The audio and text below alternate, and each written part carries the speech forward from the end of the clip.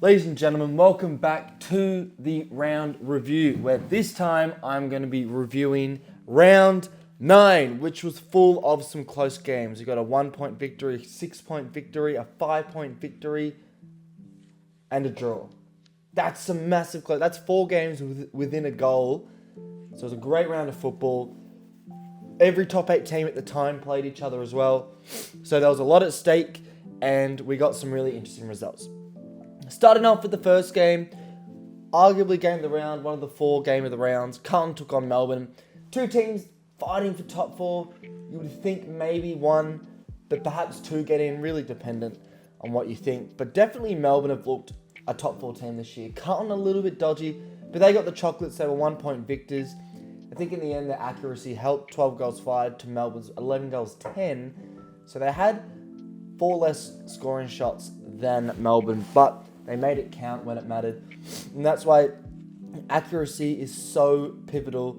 Carlton were ahead the whole game. It looked boring. It looked like it was just going to be not a blowout, but a comfortable 30-point victory. And then Melbourne towards the latter end of the game, thanks to Christian Petrarca, who was on smoke. He kicked 5 goals, 21 touches, 6 marks, 7 tackles, 4 clearances. He had a phenomenal game. He brought them back into it, but unfortunately it was not enough. Walsh and Cripps were phenomenal that game. I thought they were great. And Max scoring that kick in the last quarter to get them within a point was was absolutely gigantous. Great performance from both teams, but you would probably say it was the key forwards of Carlton that got them through. Kerno with the 2 goals. And then Owies surprisingly kicking 3. Really fantastic game. Unfortunately for Carlton, they are sitting in 7th still, despite the win. Melbourne is sitting in 4th, both on the same amount of points, 24 points, but Melbourne have a superior percentage at 121 compared to Carlton's 109. And that's just how it stands. Next game was even better. This one was a bit similar. Geelong and Port Adelaide, 95 to 101. Port Adelaide, first time winning in GMHB in Geelong since like 2004, I believe, which is when they won the grand final. They won by 6 points, but it wasn't looking like that. I mean, halfway through the second quarter, they were up by 50 points. It looked like a blowout.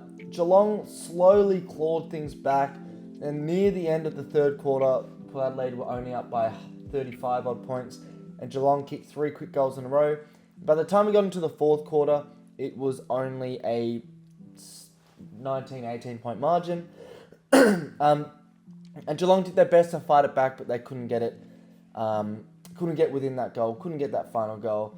They had some behinds, some late chances, but ultimately Port Adelaide thoroughly deserved the victory. They were the better team, and when you go away to Geelong and get a win like that, you always deserve it. I thought Stengel Rioli with 4 goals were brilliant. Ollie Wines was pretty good. Zach Butters as well. Port Adelaide had loads of injuries, but they just performed really, really well.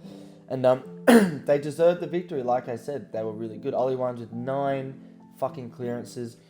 And it was probably the game that reminded us that Geelong maybe aren't as good as what they are on the ladder right now, and Port Adelaide are maybe as good as they are. Port Adelaide is 6th, Geelong is 2nd, 1 game between them. And this was a much needed win for Port Adelaide, and it really holds them in good stead for the rest of the season, because there will be maybe 2 or 3 teams that get a result away at GMHB this season, and to be one of those teams is fantastic. The next game was really boring. It was so fucking funny to watch. This Fremantle kicked 4 goals 15, 39 points to Sydney's 13 goals 9. I mean, the score in the first, actually at halftime, the score was 9 goals to 0. 9 goals, 0 points, 54 to Sydney. 1 goal, 8 for Fremantle. 2 goals, 13. It was in the third quarter, the end of the third quarter, 2 goals, 13, 11 goals, 12. I mean, you could say they played pretty similar, but it was just the goal kicking, the inaccuracy. They did not deserve to lose by this much. But Sydney, because of that accuracy early on, they were always going to win that game. They looked like the solid team throughout. Ollie Florent was good. Haywood kicking 4 goals as a free agent, and that's going to be a really tacky one because he's coming into form right now. Chad Warner, the normals, the Warners, the The Heenies were good. The Sarongs were good. Those players have been good this season. They were good as well. Ultimately, Sydney are first place, a game ahead of Geelong on 32 points. And Fremantle slip outside out of the 8 in 9th place. Sorry. Next game is a pretty funny one. The St Kilda Football Club are a complete and utter joke. Every season they're on, the next season they're off. The next season they're on, off, on, off, on. It's just like this crazy cycle. Last year they make the 8. I thought they were going to, slip out the 8 this season, but not this bad. After 9 games, they find themselves in 14th place, equal with Hawthorn in 15th, both who have won 3 games. Hawthorn beat St Kilda by 5 points, 58-53. The scoring power of St Kilda is completely gone. Yes, defensively, they're still a good team, but that's Ross Lyon. Ross Lyon's a defensive coach. He's not exciting. He's not going to win you games. Hawthorn, I thought, were the better team throughout. In fact, St Kilda did not lead throughout the entirety of the match, which is a complete and utter disgrace. It's an embarrassment. And if you're a St Kilda fan, I feel for you because you have no history of success. But if we're talking about the last 10 years, it's just been, since Ross Lyon initially left, it's just been frustration after frustration. And it's not good enough. Even though, you had players like Marshall who stood up, you had players, Jack Steele stood up, 30 touches, even Riley Bonner with 30. You had players that stood up, but you can't be beaten by a Hawthorn team with injuries and just the form they're in. It is not good enough. It's a complete and utter disgrace, and I would be fuming if I was a St Kilda fan. But we'll move on for you. Hawthorn were brilliant. They deserved the win, and they're finding some form. Conversely, Essendon are the opposite of St Kilda. For the last 10, 20 years, they've had no success. And then, this season, they're actually finding some success.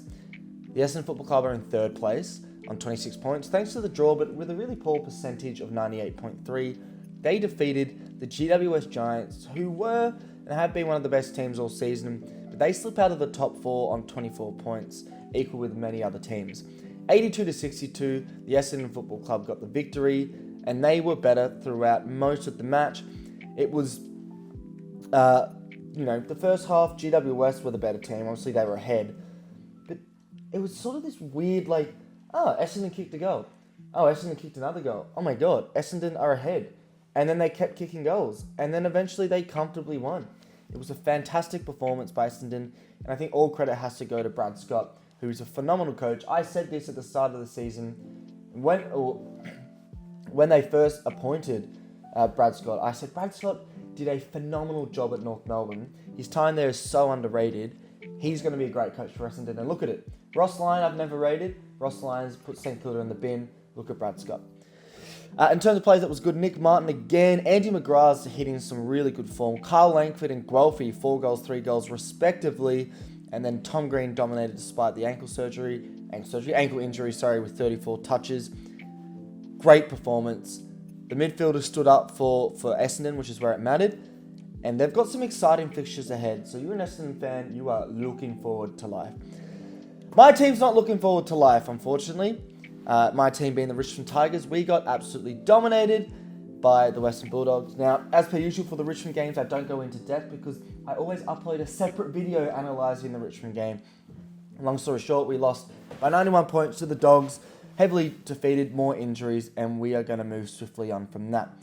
Next up, the Gold Coast Football Club, and this is a pretty boring game as well. We'll move swiftly on from this, but Gold Coast 120 points, defeated North Melbourne 52 points, a 68-point margin in the end, and it was an interesting game until probably halftime where it was just, you know what, Gold Coast are just going to win this. And they were the better team. North Melbourne, that's completely frustrating for them. Even though they had some good players, I thought. Davies Uniacke, 35 touches, Fishers, 34. They had, Stevenson with multiple goal kickers, but it's just not good enough. Despite, some of the midfielders trying to stand up, it's never going to work. North Melbourne find themselves without a win still, and Gold Coast are just outside the 8th in 10th place. This game as well is pretty boring. This used to be a massive rivalry, but Collingwood West Coast 103-37. These days it's not so good because West Coast just aren't good. Nick Dacos back to his brilliant best. He was in phenomenal fashion. Harley Reid, obviously the talk of the match. Harley Reid, Dacos, 2 of the best youngsters in the league. 36 touches for Dacos, a goal, 7 tackles as well, 7 clearances. He had an absolute dominant performance. And that's another 3 votes for him. That's 3 voters in a row, BOGs. And he's put the Collingwood Football Club into top 8. They are in 8th place, whilst the West Coast Eagles are probably back down to earth, sitting at 16th. But yeah, we'll move swiftly on from that because it was a good win for Collingwood, but you don't really learn anything from it. Lastly, we got the draw. Adelaide 90, Brisbane 90, both 13 goals, 12. And it was a really interesting match. It was back and forth. Most of the game, you'd say Brisbane was in front. Towards the latter end of the game, they were in front by quite a margin. You know, sort of 3 goals ahead. But Adelaide clawed it back, and they could have won it in the end. Both teams obviously could have won it. And it was a really interesting showing. In terms of the players, it was Jordan Dawson, I thought, had a great game. Fogarty is getting into really good form. He was great against Port Adelaide with some early goals. Now he's kicked 4 against Brisbane Lions. I've sort of been waiting for these sort of performances. 14 touches as well. Archie with 4 goals. In terms of the disposal getters, there wasn't anything surprising. But Saligo continues to have a very underrated season for the Adelaide Football Club. I thought he was really good. Matt Crouch with 8 clearances as well is something to note of. Jordan Dawson, 800 metres gained. The next best being Darcy Fogarty with 472. That's great for territory, which is a big part of Adelaide's game. So Jordan Dawson, by that stat alone, had a had a really good match. This was a really interesting match. I did only watch the highlights, I'm not going to lie. I was running a half marathon at the time. Little flex there. But Brisbane find themselves equal with Adelaide, both on 14 points and a pretty much identical percentage. Both teams, I still think, have the capabilities to make the top 8, but they need to find some form. They have shown. Brisbane have shown they've got the form. Adelaide have shown they've got that form. But in this game, neither team could really grasp it by the balls and, fucking take it. And that's the round pretty much. I'll wrap it up there. Thank you for watching. Make sure you follow the TikTok FTFooty. Like, subscribe, all the good stuff. And I'll be seeing you in another video.